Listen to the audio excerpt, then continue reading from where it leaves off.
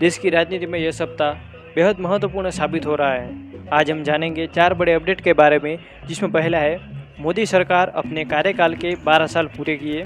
दूसरी बात, पश्चिम बंगाल में सत्ता परिवर्तन के बाद का राजनीतिक तापमान और शुभेंदु अधिकारी का नया मंत्रिमंडल।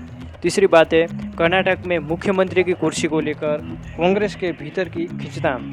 चौथी बात, 10 राज्यों के राज्यसभा चुनाव को लेकर बीजेपी की रणनीति। तो आखिर देश की रणनीति में क्या चल रहा है, आइए एक एक करके सभी बड़े अपडेट समझते हैं। नमस्कार दोस्तों, आपका स्वागत है हमारे चैनल पर। साल 2014 में नरेंद्र मोदी ने पहली बार प्रधानमंत्री के रूप में शपथ ली थी। इसके बाद 2019 और फिर 2024 में भी एनडीए गठबंधन दोबारा सत्ता में आया। अब मोदी सरकार अपने 12वें साल में प्रवेश कर रही है और बीजेपी देश भर में अपनी उपलब्धियों और विकास कार्यों को जनता तक पहुंचाने के लिए विशेष अभियान चलाने की तैयारी कर रही है। बीजेपी नेताओं का दावा है कि पिछले वर्षों में digital India, infrastructure, expressway, Vande Bharat train, UPI और अंतर्राष्ट्रीय स्तर पर भारत की मजबूत छवि जैसे कई क्षेत्रों में उल्लेखनीय काम हुआ है। केंद्र सरकार के विभिन्न मंत्री भी पिछले सालों के कामकाज की रिपोर्ट जनता के सामने रखने की तैयारी कर रहे हैं। हालांकि दूसरी ओर विपक्षी दल महंगाई, बेरोजगारी और किसानों के मुद्दों को लेकर सरकार पर लगातार सवाल उठा रहे हैं। ऐसे में आने वाली महीनों में उपलब्धियों और चुनौतियों दोनों को लेकर राजनीति बहस और तेज होने की संभावना है। अब जानते हैं पश्चिम बंगाल में राजनीतिक परिस्थितियां कैसे तेजी से बदल रही हैं। आज मुख्यमंत्री शुभेंदु अधिकारी के नेतृत्व में मंत्रिमंडल का बड़ा विस्तार किया गया है। नई सरकार में कई नए चेहरे को जगह दी गई है और बीजेपी राज्य में अपने संगठन को और मजबूत बनाने की कोशिश कर रही है। वहीं दूसरी ओर तृणमूल कांग्रेस और ममता बनर्जी लगातार विरोध का कार्यक्रम चला रही है। हाल ही में राज्य में राजनीतिक हिंसा और नेताओं पर हुए हमलों को लेकर टीएमसी ने राज्यव्यापी विरोध प्रदर्शन की घोषणा भी की थी। बीजेपी का कहना है कि जनता ने परिवर्तन के लिए वोट दिया था और अब नई सरकार पारदर्शी भर्ती, रोजगार और प्रशासनिक सुधारों पर ध्यान देगी। जबकि टीएमसी का दावा है कि राज्य में विपक्षी नेताओं को राजनीतिक रूप से निशाना बनाया जा रहा है।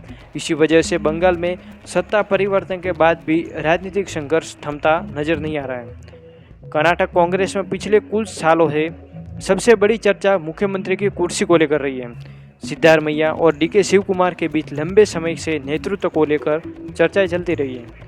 हालिया राजनीतिक घटनाक्रम के बाद डीके शिव कुमार को राज्य का नया मुख्यमंत्री बनाने जाने की प्रक्रिया आगे बढ़ती हुई दिखाई दे रही है, लेकिन चुनौतियां अभी भी कम नहीं है। उन्हें कांग्रेस के विभिन्न गुटों को एकजुट करना होगा, साथ ही राज्य के विकास, वित्तीय स्थिति और पार्टी के आंतरिक समीकरणों के बीच संतुलन भी बनाना होगा। राजनीतिक विश्लेषकों का मानना है कि आने वाले कुछ महीने डीके शिव कुमार के लिए बेहद महत्वपूर्ण साबित हो सकते हैं, क्योंकि अब केवल सत्ता हासिल करने की नहीं बल्कि उसे सफलतापूर्वक संभालने की भी परीक्षा शुरू होने वाली है। इसका रिजल्ट आपको 3 जून को पता चलेगा कि कौन सीएम की कुर्सी पर बैठेगा। अब बात करते हैं आगामी राज्यसभा चुनावों की। चुनाव आयोग ने 10 राज्यों में खाली होने वाली राज्यसभा सीटें के लिए प्रक्रिया शुरू कर दी है। महाराष्ट्र, पश्चिम बंगाल, बिहार, असम, हरियाणा, तेलंगाना, तमिलनाडु, ओडिशा, छत्तीसगढ़ और हिमाचल प्रदेश जैसे राज्यों में सीटें खाली होने वाली है। इन चुनावों में सीधे जनता मतदान नहीं करती, बल्कि संबंधित राज्यों के विधायक मतदान करते हैं। इसलिए सभी राजनीतिक दल फिलहाल अपने आंकड़े और राजनीतिक समीकरण मजबूत करने में जुटे हुए हैं। बीजेपी का लक्ष्य राज्यसभा में अपनी स्थिति को और मजबूत करना है, ताकि आने वाले समय में महत्वपूर्ण विधेयकों को पारित कराने में अधिक आसानी हो। वहीं कांग्रेस और क्षेत्रीय दल भी गठबंधन के जरिए अपना प्रभाव बनाए रखने की कोशिश कर रहे हैं।